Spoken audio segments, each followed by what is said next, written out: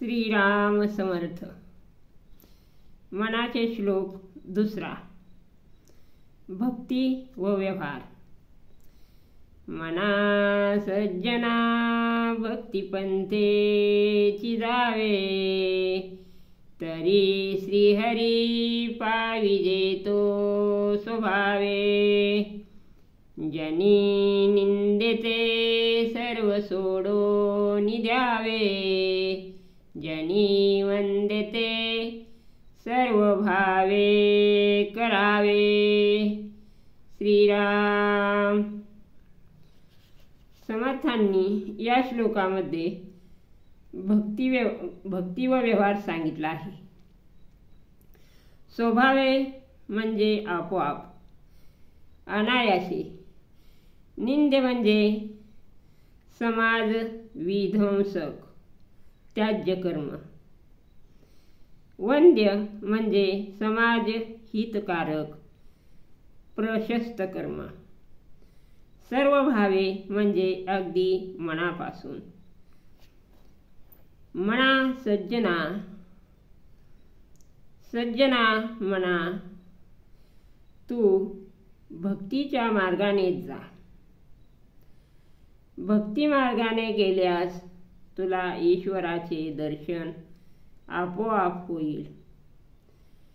समाजघातक सारी कर्मे तू सोडून दे व समाजहिताची सारी कर्मे तू अगदी मनापासून कर। 1. मुळांत जीव हा खरा ईश्वराचाच आहे, पण दोघांमध्ये दुरावा निर्माण झाल्याने जीव ईश्वरास विसरला। भक्ती हा दुरावा नाहीसा करते। जीवाला ती भगवंतांच्या समीप नेते, त्यांचे दर्शन करून देते।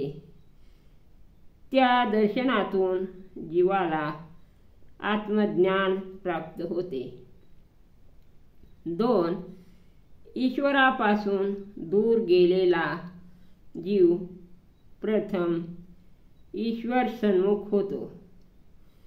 ईश्वर सन्मुख होऊन ईश्वर चरणापर्यंत जीवाला वाटचाल करावी लागते।